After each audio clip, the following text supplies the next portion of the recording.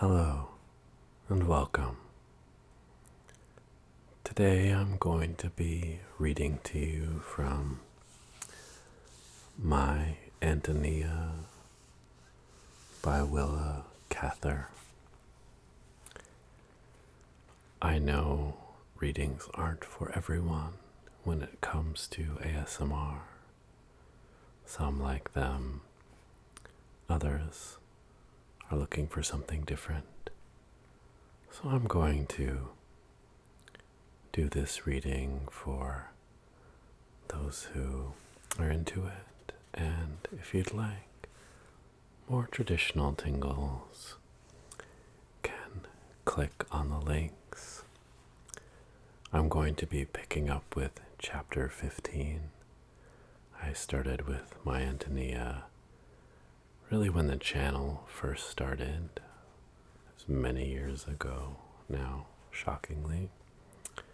So I'll also include links for previous versions if you would like to follow along with the story.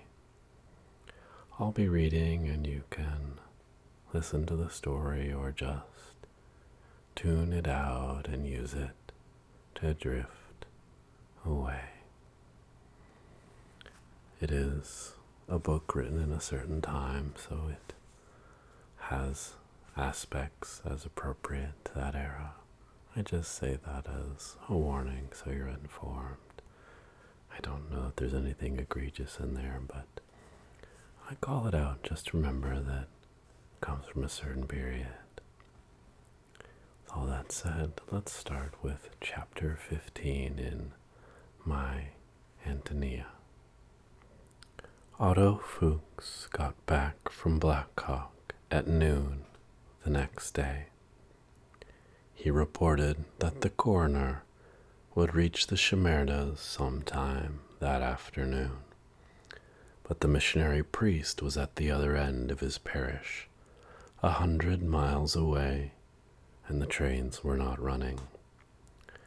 Fuchs had got a few hours' sleep at the livery barn in town, but he was afraid the gray gelding had strained himself.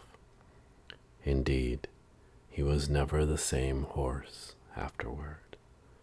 That long trip through the deep snow had taken all endurance out of him. Fuchs brought home with him a stranger, a young bohemian who had taken a homestead near Black Hawk, and who came on his only horse to help his fellow countrymen in their trouble. That was the first time I ever saw Anton Jelinek. He was a strapping young fellow in the early 20s then, handsome, warm-hearted, and full of life. And he came to us like a miracle in the midst of that grim business. I remember exactly how he strode into our kitchen in his felt boots and long wolfskin coat, his eyes and cheeks bright with the cold. At the sight of grandmother, he snatched off his fur cap, greeting her in a deep, rolling voice which seemed older than he. I want to thank you very much, Mrs. Burden, for that you are so kind to poor strangers from my country. He did not hesitate like a farmer boy, but looked one eagerly in the eye when he spoke. Everything about him was warm and spontaneous. He said he would have come to see the Shimerdas before, but he had hired out to husk corn all the fall, and since winter began, he had been going to the school by the mill to learn English along with the little children. He told me he had a nice lady teacher and that he liked to go to school. At dinner, grandfather talked to Jelinek more than he usually did to strangers. Will they be much disappointed because we cannot get a priest? He asked. Jelinek looked serious. Yes, sir, that is very bad for them. Their father has done a great sin. He looked straight at grandfather. Our Lord has said that. Grandfather seemed to like his frankness. We believe that too, Jelinek, but we believe that Mr. Shimerda's soul will come to its creator as well off without a priest. We believe that Christ is our only intercessor. The young man shook his head. I know how you think. My teacher at the school has explained. But I have seen too much. I believe in prayer for the dead. I have seen too much. We asked him what he meant. He glanced around the table. You want, I shall tell you. When I was a little boy like this one, I began to help the priest at the altar. I make my first communion very young. What the church teach seemed plain to me. By and by war times come when the Prussians fight us. We have very many soldiers in camp near my village, and the cholera break out in that camp, and the men die like flies. All day long our priests go about there to give the sacrament to dying men, and I go with him to carry the vessels with the holy sacrament. Everybody that go near that camp catch the sickness but me and the priest. But we have no sickness, we have no fear, because we carry that blood and that body of Christ, and it preserves us. He paused, looking at grandfather. That I know, Mr. Burden, for it happened to myself. All the soldiers know too. When we walk along the road, the old priest and me, we meet all the time soldiers marching and officers on horse. All those officers, when they see what I carry under the cloth, pull up their horses and kneel down on the ground in the road until we pass. So I feel very bad for my countryman to die without the sacrament, and to die in a bad way for his soul, and I feel sad for his family. We had listened attentively. It was impossible not to admire his frank, manly faith. I am always glad to meet a young man who thinks seriously about these things, said grandfather. And I would never be the one to say you were not in God's care when you were among the soldiers. After dinner, it was decided that young Jelinek should hook our 2 strong black farm horses to the scraper and break a road through to the Shimerdas, so that a wagon could go when it was necessary. Fuchs, who was the only cabinet maker in the neighborhood, was set to work on a coffin.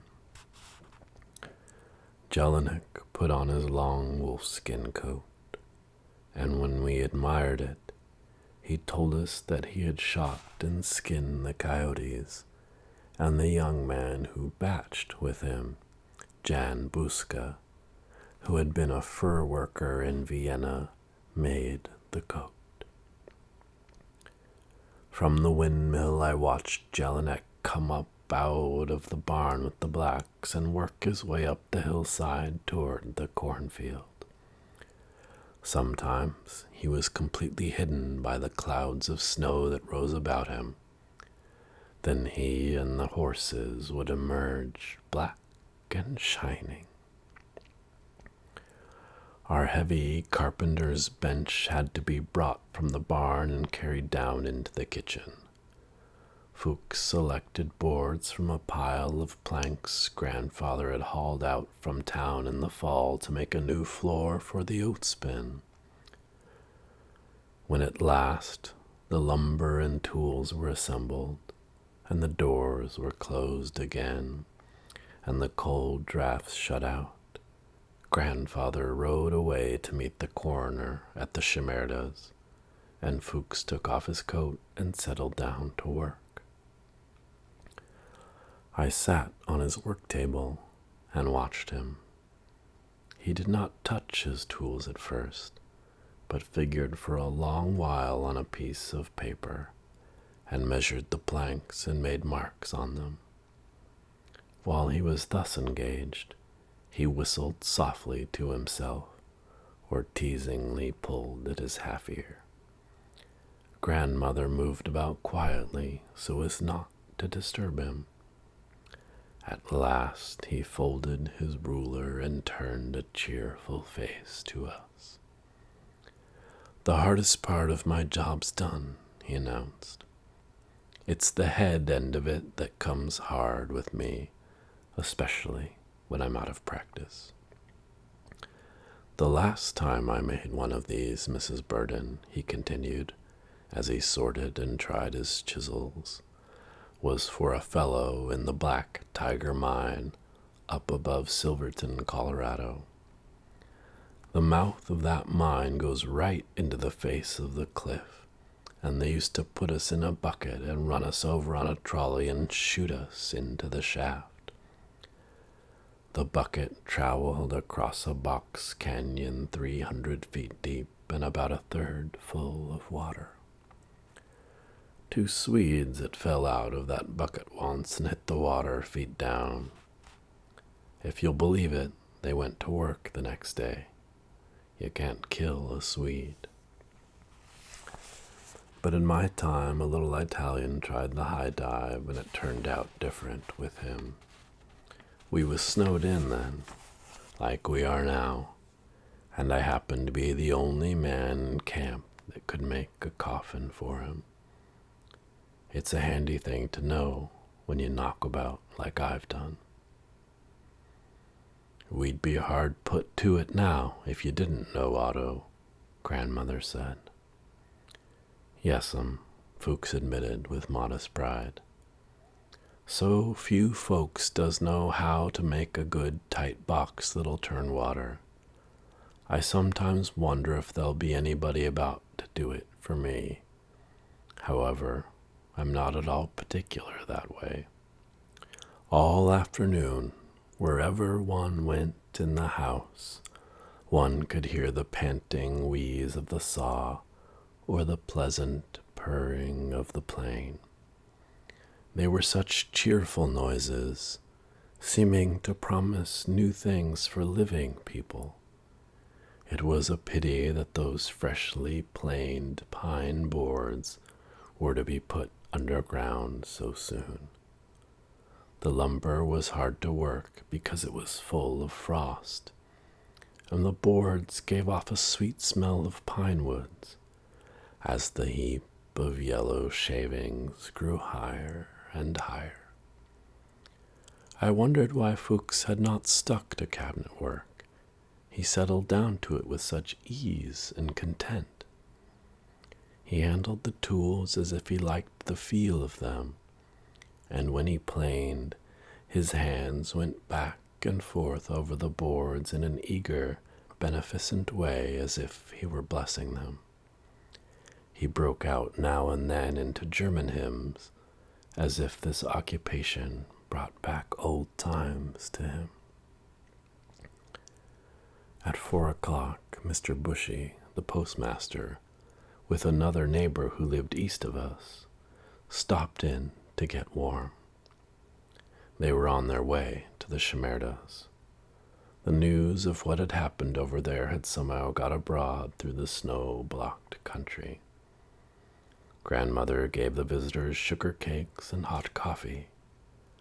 Before these callers were gone, the brother of the widow Stevens, who lived on the Black Hawk Road, drew up at our door, and after him came the father of the German family, our nearest neighbors on the south. They dismounted and joined us in the dining room. They were all eager for any details about the suicide, and they were greatly concerned as to where Mr. Shimerda would be buried. The nearest Catholic cemetery was at Black Hawk, and it might be weeks before a wagon could get so far. Besides, Mr. Bushy and Grandmother were sure that a man who had killed himself could not be buried in a Catholic graveyard. There was a burying ground over by the Norwegian church west of Squaw Creek. Perhaps the Norwegians would take Mr. Shimerda in. After our visitors rode away in a single file over the hill, we returned to the kitchen. Grandmother began to make the icing for a chocolate cake, and Otto again filled the house with the exciting, expectant song of the plain. One pleasant thing about this time was that everybody talked more than usual. I had never heard the postmaster say anything but, "Only papers today," or "I've got a sack full of mail for ye," until this afternoon. Grandmother always talked, dear woman, to herself or to the Lord, if there was no one else to listen, but Grandfather was naturally taciturn, and Jake and Otto were often so tired after supper that I used to feel as if I were surrounded by a wall of silence. Now everyone seemed eager to talk. That afternoon, Fuchs told me story after story about the Black Tiger Mine, and about violent deaths and casual buryings, and the queer fancies of dying men. You never really knew a man, he said, until you saw him die. Most men were game and went without a grudge.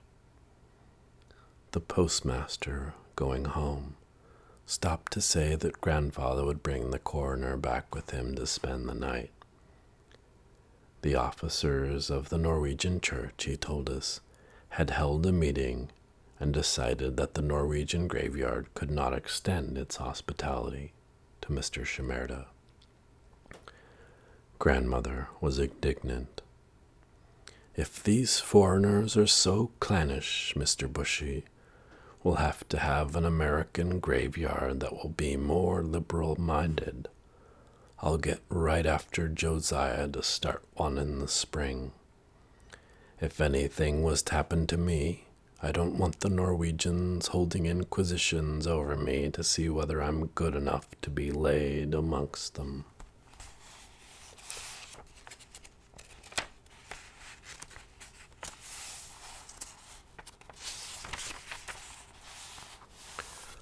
Soon Grandfather returned, bringing with him Anton Jelinek and that important person, the coroner.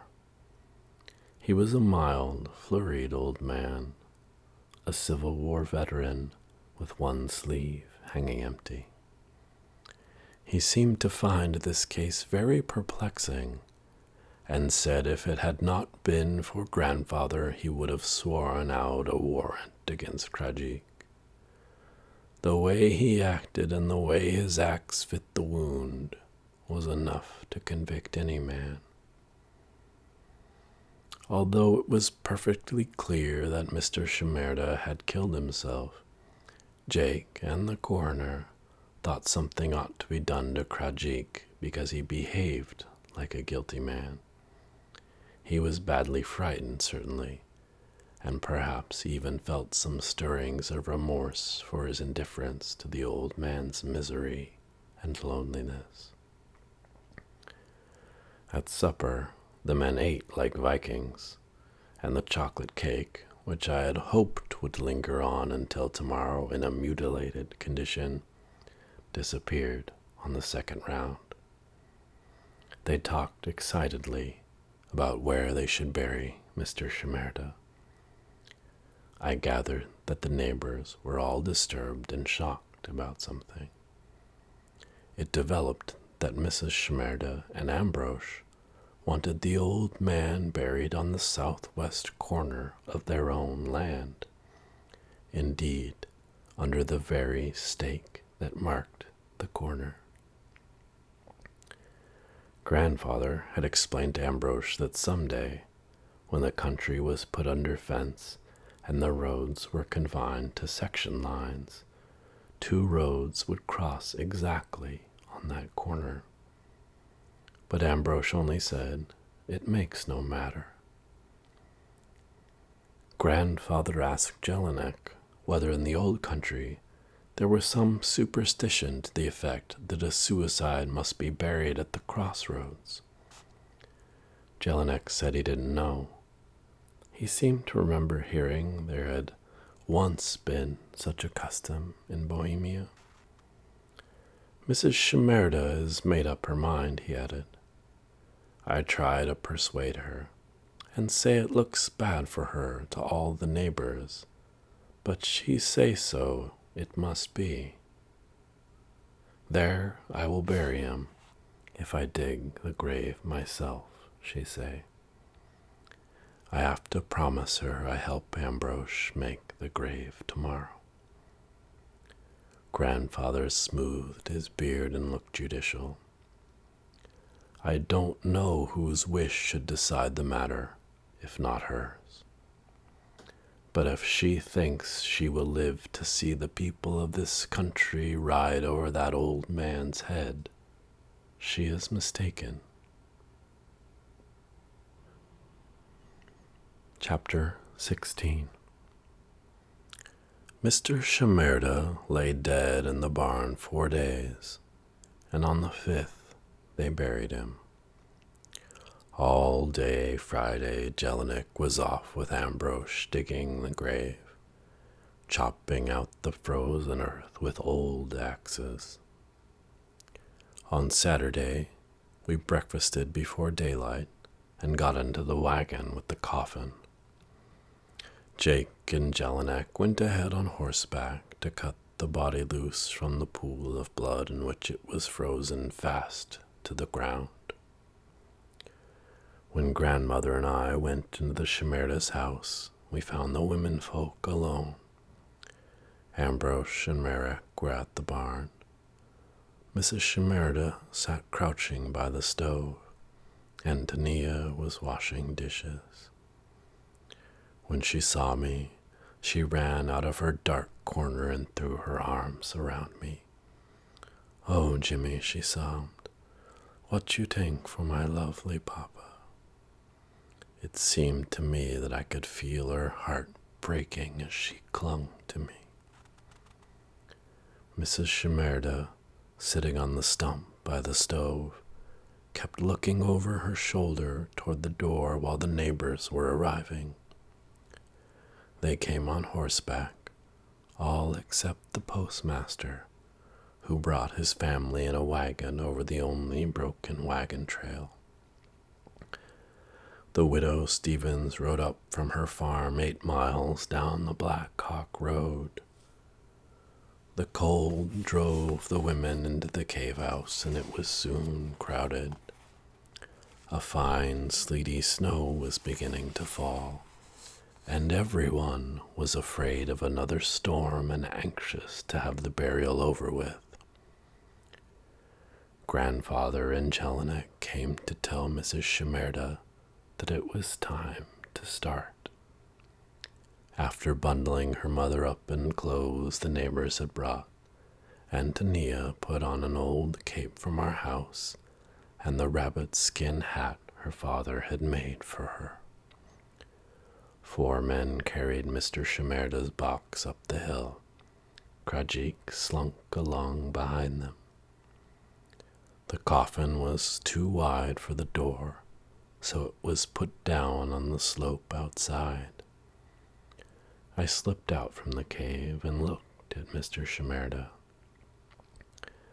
He was lying on his side with his knees drawn up. His body was draped in a black shawl, and his head was bandaged in white muslin like a mummy's.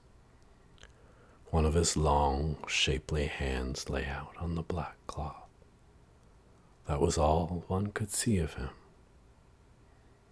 Mrs. Shimerda came out and placed an open prayer book against the body, making the sign of the cross on the bandaged head with her fingers. Ambrose knelt down and made the same gesture, and after him, Antonia and Marek. Yulka hung back. Her mother pushed her forward and kept saying something to her over and over. Yulka knelt down, shut her eyes, and put out her hand a little way, but she drew it back and began to cry wildly. She was afraid to touch the bandage. Mrs. Shimerda caught her by the shoulders and pushed her toward the coffin, but grandmother interfered. "No, Mrs. Shimerda," she said firmly.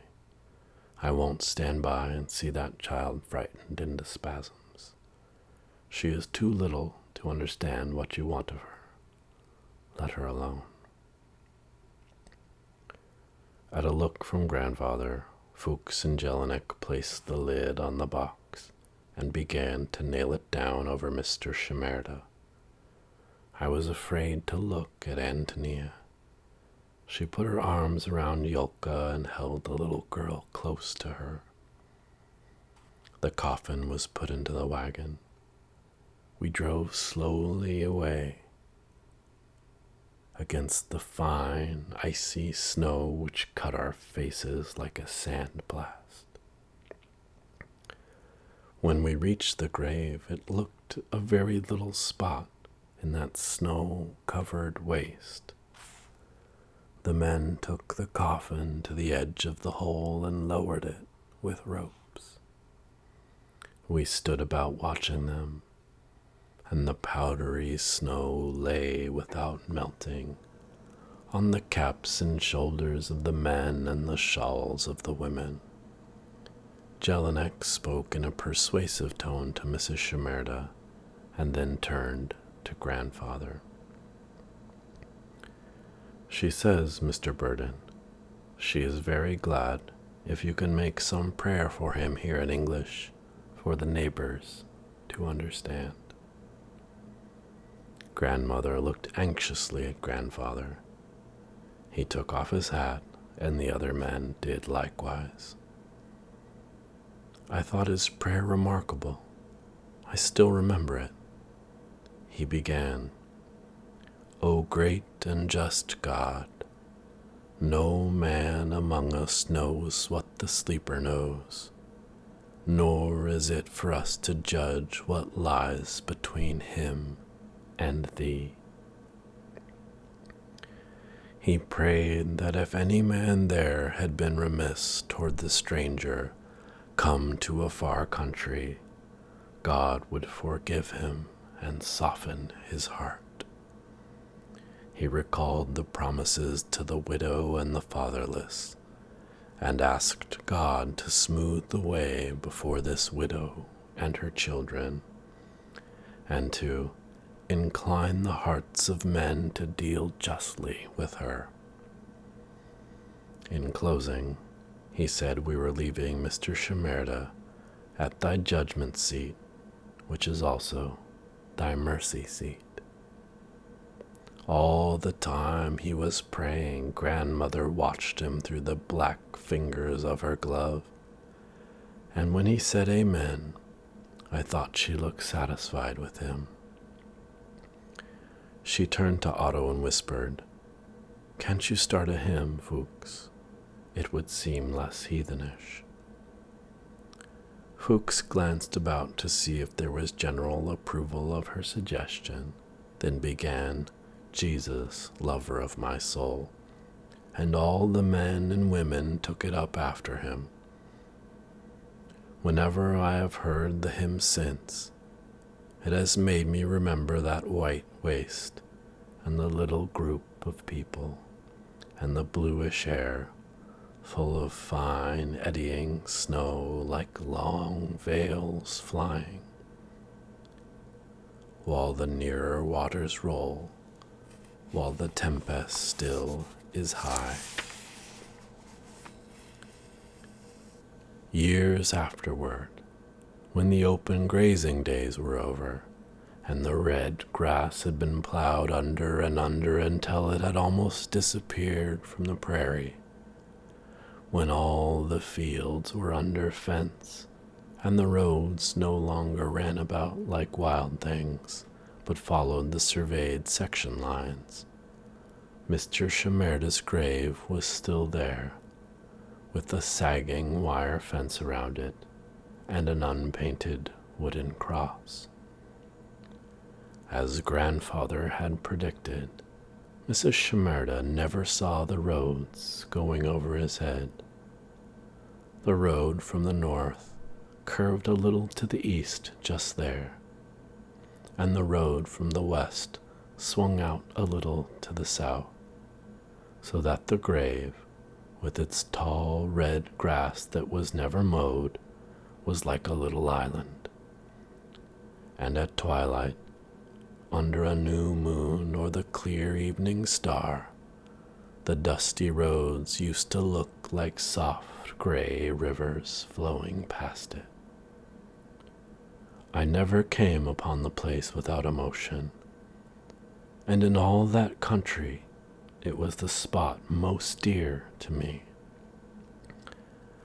I loved the dim superstition, the propitiatory intent that had put the grave there, and still more, I loved the spirit that could not carry out the sentence, the air from the surveyed lines, the clemency of the soft earth roads along which the homecoming wagons rattled after sunset.